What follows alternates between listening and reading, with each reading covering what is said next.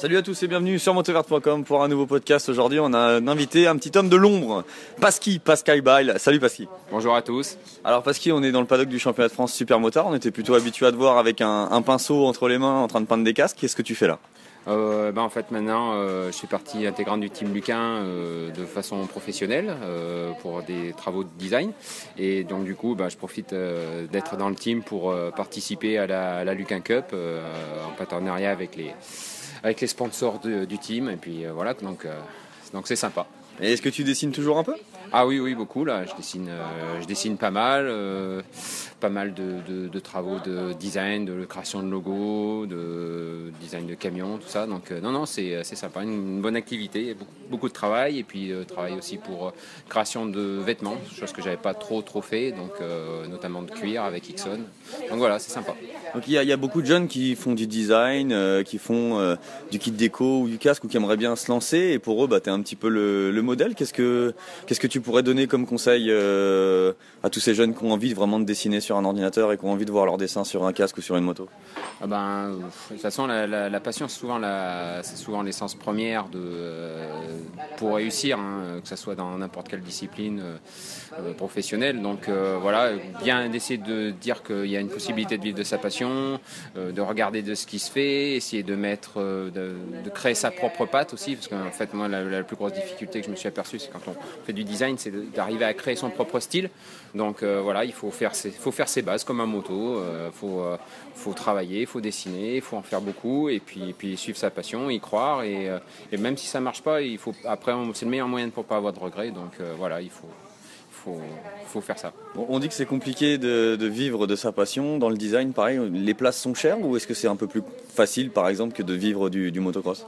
Les places sont chères, oui et non en fait. Maintenant je dirais qu'en fait avec le côté moderne, on voit beaucoup de, serait-ce que par exemple je prends l'exemple des kits déco, il y a quand même des moyens maintenant qui sont à la portée de façon financière moindre qu'à l'époque.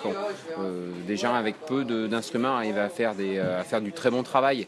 Donc après ça vient juste de l'entité de la personne, de son style, de ça. En fait maintenant on peut faire des réalisations avec très peu de moyens, donc c'est pour ça il faut vraiment les jeunes se lancent à faire ça s'ils ont envie et, de façon un peu amateur et puis après professionnel si ça débouche quoi.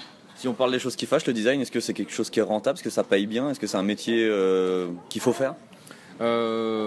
Ça peut bien payer, mais bon, c'est un petit peu. Je pense que c'est comme en sport. Faut manger sans pain noir au début, et puis tout doucement, se faire connaître, avoir un bon relation clientèle, essayer de bien comprendre la demande, essayer de jauger entre la demande et son style. C'est toujours un petit peu compliqué. Des fois, c'est même un petit peu frustrant le design par rapport à la demande clientèle, quoi. Je dirais que c'est comme un DJ. On passe pas la musique qu'on aime tout le temps. Voilà, il faut savoir bien s'adapter à la demande. D'accord. Donc on profite de t'avoir un petit peu sous la main. Quelles sont les dernières tendances et qu'est-ce qu'il faut faire pour être beau aujourd'hui ? Je sais pas. Après, moi, je vais pas parler de tendance. Comme je vais souvent parler de style, en fait. C'est comme il y a des gens qui vont aimer des Picasso, il y en a qui vont aimer des Rembrandt. C'était peut-être des mouvements, mais voilà, il faut faut créer son style et si son style accroche, il faut essayer de pas trop en changer, quoi. Moi, je fais ce que j'ai envie de faire, plus et avec le style que j'ai. Donc après, on peut correspondre à une demande ou on ne peut pas y correspondre. Mais voilà, c'est vraiment arriver à créer son entité. Et après, c'est ton fond de commerce. Son style, c'est son fond de commerce. D'accord. On va parler un petit peu de sport. On sait que tu es un grand passionné de motocross, de supercross et éventuellement de MotoGP. Mais on va laisser ça à nos collègues de Motorevue pour le MotoGP. Mais pour tout ce qui a des crampons, tu suis forcément l'actualité de très près et c'est quelque chose que tu aimes beaucoup. Ah oui, là, la cross c'est une de mes premières passions depuis Vimont. C'est avec Jackie Vimont que j'ai commencé à trouver ça cool parce que je le voyais habillé tout en rose. J'ai dit waouh. Donc le cross je le suis, l'outdoor, le motocross, un petit peu l'enduro aussi parce que il y a des mecs super, les pilotes d'enduro français. On a des gens qui sont extraordinaires sur la moto et en dehors de la moto qui sont super gentils et les Français nous font beaucoup vibrer en moto. Non, c'est cool, vraiment, c'est une scène qui est vraiment super cool à suivre. Donc là, on te voit sur le super motard, parce que tu bosses avec Luquin, mais ta préférence c'est quoi? C'est plutôt motocross, enduro? Oh, j'ai pas de préférence parce que on peut pas avoir une préférence pour un sport réellement, parce que quand on apprécie le travail de ces mecs-là, on ne peut que tout aimer, quoi. Moi, j'adore suivre l'endurance moto, j'adore suivre l'enduro, le motocross, le supercross, parce que tous ces mecs-là, c'est des purs génies. Donc le freestyle, voilà, tous ces mecs-là sont dans leur discipline, je respecte et c'est vraiment super beau à voir quoi qu'il en soit. Justement, tu as eu l'occasion de côtoyer tous ces champions de très près en leur peignant des casques. T'as peint des casques à beaucoup de champions. Est-ce qu'il y en a un avec qui tu as gardé ou un avec qui tu as un souvenir vraiment particulier? Disons qu'en fait, je vais dire que c'est surtout sur la continuité. Maintenant que j'ai un petit peu de passé, en fait, c'est de voir surtout des mecs grandir, qui est assez intéressant. Je prends l'exemple de moi, Jordi Tixier, où je l'ai connu tout petit. On allait faire un peu de moto ensemble parce qu'il venait sur un circuit de la région. Et quand il a été champion du monde, ça a été, ça m'a fait vraiment bizarre parce que j'avais l'impression que c'était un pote de mon coin qui était champion du monde. J'ai dit putain la vache, il a été jusque là. Et ouais, Jordi, je pense que c'est un des mecs dont j'ai eu l'alarme quand il a été champion du monde. Ouais. Franchement, ça m'a touché. Donc tu as travaillé, comme je disais tout à l'heure, avec des gens du MotoGP, de l'enduro, du motocross. Est-ce qu'il y a des différences en termes de relationnel avec les pilotes? Est-ce que ceux du motocross sont peut-être plus accessibles? Disons que moi j'ai un affect sur les pilotes d'enduro.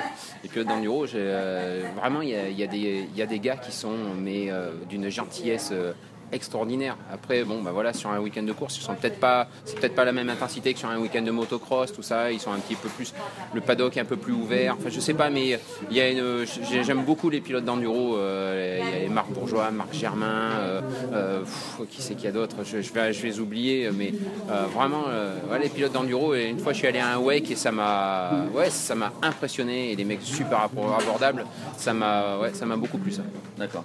Le pilote avec qui tu rêverais de travailler ou par exemple la tenue ou le casque que tu aurais rêvé de dessiner mais que tu n'as pas fait? Alors le pilote avec qui je rêverais de travailler, en fait j'ai eu la chance de le faire, mais il y a Everts il n'y a pas longtemps, là, ça a été vraiment sympa. Mais moi le pilote avec qui j'aimerais travailler, le casque que j'aurais aimé faire et la tenue que j'aurais aimé faire, c'est ma Graf 96, tout. Ça on le sait parce que t'as retapé une moto d'ailleurs qui a fait un petit peu le tour de la toile. On essaiera de mettre une petite photo en description dans ce podcast. T'es une sorte de collectionneur aussi? Ah oui. Disons qu'en fait on arrive toujours à un âge où on essaie d'avoir les trucs qu'on n'a pas pu se payer quand on était gamin. Et la 96, j'ai des souvenirs de rêver de cette moto tellement fort que au matin, pendant l'espace de 2 secondes, on croit vraiment qu'on l'a dans le garage. Là, la déception est grande au petit déjeuner. Donc, du coup, c'est vrai, avec le temps, on a toujours tendance à essayer de dire tiens, il faudrait que je me rachète une, j'en retape une. Et puis, au début, le projet était juste d'en faire une avec le kit déco pour essayer de rouler avec. Et j'ai essayé 2 temps, 2 et demi. J'ai fait non, elle serait bien en déco en fait. Et puis, bon, au fur et à mesure de récupérer des pièces, on s'aperçoit que c'est dur de les récupérer, donc j'ai dit non, l'autre reste d'avoir une moto dans le salon, donc j'ai cumulé les deux. Donc, en termes de design, sur toutes les époques qu'a connu le motocross depuis les années 70, quelle période tu trouves la plus jolie, je veux dire, en termes de look?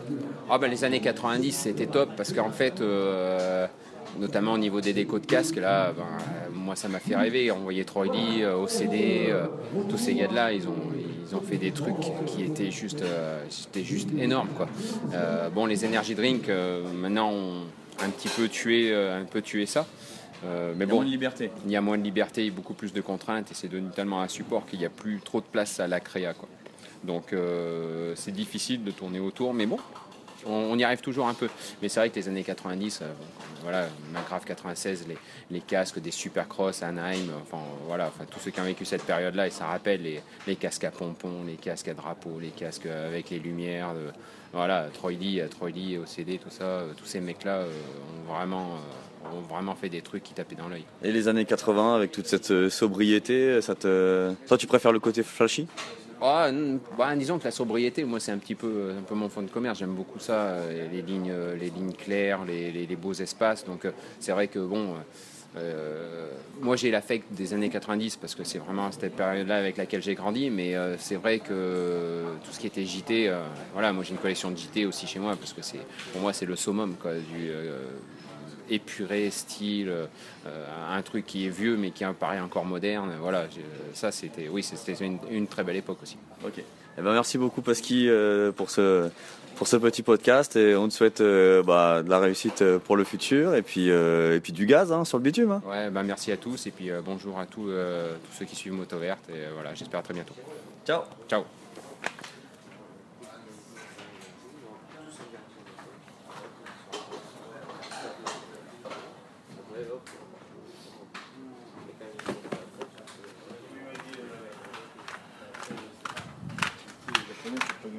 C'est quoi le code? 3615. Nul.